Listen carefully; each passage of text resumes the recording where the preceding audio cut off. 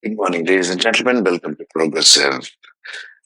Let's speak a little bit about the team that is to happen and is required for all souls on the planet to team up with the children of new consciousness. Now, this makes a very powerful team because the old souls, and when I say old souls, the ones who are born at least 100 or more times on this planet, reincarnation. So the old souls on the planet are the ones right now who are between ages where they were born in the late 50s or 60s or 70s. 1950s, 1960s and 1970s. So these people who are in their 40, 50, 60 and so on and so forth age groups. Now, these old souls have been empaths, have been sensitives, have been healers, have been psychics, have developed new modes of healing, transformation, more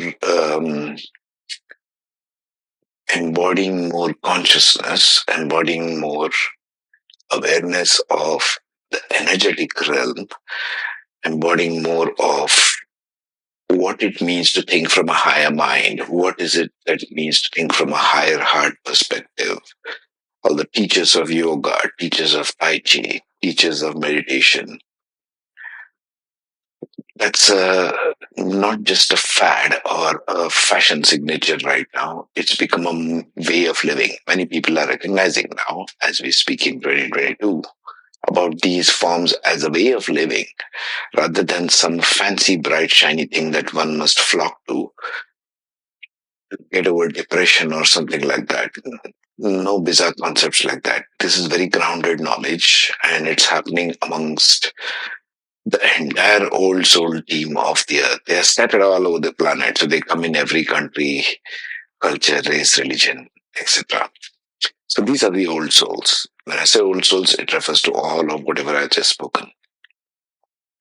So the old souls must team up with these kids of new consciousness who are born after 1987. Children of new consciousness, just to recap, are born after 1987. Now we are speaking more so about those born after the year 2000. So they're all in their late teens and going up till 30 years of age, 18 to 30 years of age. These are the kids of new consciousness now in this bracket. So these kids will need to team up with the old souls, and old souls are more obviously mature even in their physical age and in their maturity as a soul being. To look at these children, help them understand the things, understand in a proper perspective, guide them as guideposts, and help them along in their lives in a way that will be more happy for them, more joyful for them, and it will align with who they have come to be here and what they have come to accomplish in this lifetime.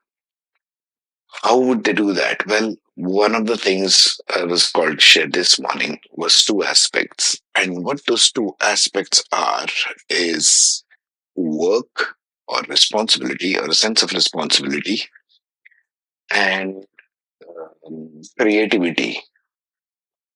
So, in the old energy and the old souls, what they have been through, they have been taught responsibility. They have been taught words like responsibility, words like duty, words like obligation. These three words, as we can already sense, these are very dense words. The concept of work, duty, and responsibility, moral obligation, or society obligation, these are all very dense words. This can take anyone down like, oh, I don't want to be responsible like that. So, words like responsibility, moral obligation, duty, etc., is what the old souls were born and brought up as in the world, because this is a very patriarchal system. This is a system which adopted that hierarchical old model of a top-down approach, like a pyramid approach to handle the society. As in, I say something and you must do that. That's your responsibility, that's your duty, that's your society obligation, moral obligation, familial responsibility, or fiduciary responsibility, all these kinds of concepts were the old energy. Now we have moved into the new energy of the planet. And now there are these children of new consciousness who come rebelling everything. So, what are these kids looking for, you might ask? Well, they are looking for more creativity, more play. And so, the first aspect I wanted to speak about was the work itself, as the old souls understand it, must be taught to these kids as a form of creativity and play. Playful creativity. That's the word that comes to mind. Playful creativity. As in, you've got the day, you've got your waking hours, might as well do something playfully creative about it. And in the subject and in the interest of their choice, you can have a look at their charts and understand all the astrological parts and see where they shine, see where they are, where their talents and abilities lie, what they would like to do, what they would not like to do. This all can be got from tools like Vedic astrology, like I've explained in the previous podcast. So that's one way to go about it, is to sit down with them, look at them, understand these children, understand the youth. They are not little kids anymore. They are young adults. So how do we guide the young adults? Well, this is one of the ways we teach them as a way of living day to day in the form of creative, playful creativity, like we spoke of. So the playful creativity becomes one big chunk of how these kids must be taught by old souls. They need to team up with old souls. Now, old souls, you got to remember one thing. You cannot teach them in terms of patriarchal energy like domination, like control, like power structures. They do not associate with these kinds of things. So each time you speak of this, they are going to rebel. You were brought up in an old energy, not these children. So you think in terms of top-down approach, these children do not. These children have to be taught in the way that you connect with them as a friend and teach them, look, this is what we got now. This is what we got to work with. But here's how you can change it. Here's how you can think about it. Right? And the word of obligation. This obligation needs to be removed. Nobody is obliged to do anything here. Everybody is born free and sovereign in this world. But the old souls have been brought up with the sense of moral obligation, responsibility, etc. So how can we teach these children that second part? What can we transform the word obligation and responsibility as? Well, I can offer this. It can be transformed as gratitude. They'll understand what is gratitude, to be grateful for. They understand this at an innate level. They don't need to be taught this by the way of religious texts or by the way of philosophy. They understand it. So you've already saved the trouble of not needing to explain all these concepts to them. They already come in knowing these kinds of concepts. So when we teach, when we transform, or when the old souls will speak to the children of new consciousness in the age group of the ones born after the year 2000, when they speak to them about obligation, you want to convey the essence not of obligation, you want to convey the essence of gratitude. I'm grateful for the food I have received, so I will contribute something to earth. I'm grateful for the clothes I have. I'm grateful for the house I live in. I'm grateful for the air I breathe or the earth elements. Because remember, everybody can work in different directions. Each of these children is not born to do the same thing. They're born in with different talents. Some are born to transform science. Some are here to transform the humanities, all learnings of humanities subjects, liberal arts, science, and physics, chemistry, literature, you name it, even poetry, painting, arts. So they can work in any direction. That doesn't matter. But what matters is that they do it with some grounding of a sense of belonging. Gratitude gives that kind of a higher belonging. I'm grateful for such and such thing, therefore I would like to do it. That is more heart centered. Remember, yesterday we spoke of heart centered consciousness. These kids are born with the innate sense of that powerful heart centered consciousness. You cannot shake it. They take it with them wherever they go. Heart centeredness.